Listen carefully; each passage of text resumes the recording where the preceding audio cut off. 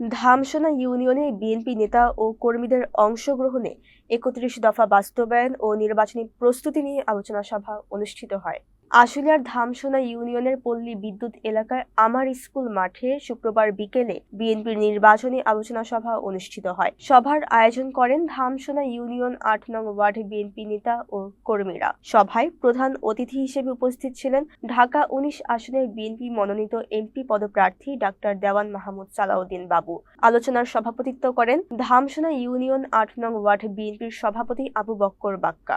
এ সময় ঢাকা জেলা বিএনপির সহ যুগ্ম সাধারণ সম্পাদক শরীফুল আলম, জেলা যুবদলের সাবেক যুগ্ম সাধারণ সম্পাদক জাহাঙ্গীর আলম মণ্ডল, কৃষক দলের সদস্য সচিব আবুল হোসাইন মুন্সি, থানা স্বেচ্ছাসেবক দলের সদস্য জাকির হোসেন পাঠান ও শ্রমিক দলের সভাপতি আবিদুর রহমান পাশান সহ অন্যান্য নেতাকর্মীরা উপস্থিত ছিলেন।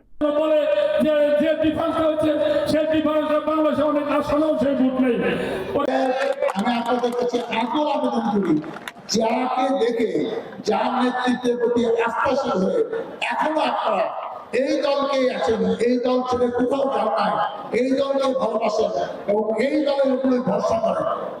আগামী নির্বাচন যাতে বিএনপি ধানের শীর্ষ থেকে বিভিন্ন প্রার্থীরা বিজয়ী হয়ে ১৫১টি কমপক্ষে সিট নিয়ে সরকার পরিচালনার দায়িত্ব পায়, এই দায়িত্ব আপনাদের, এই অনুরোধ আমি আপনাদের কাছে রেখে গেলাম।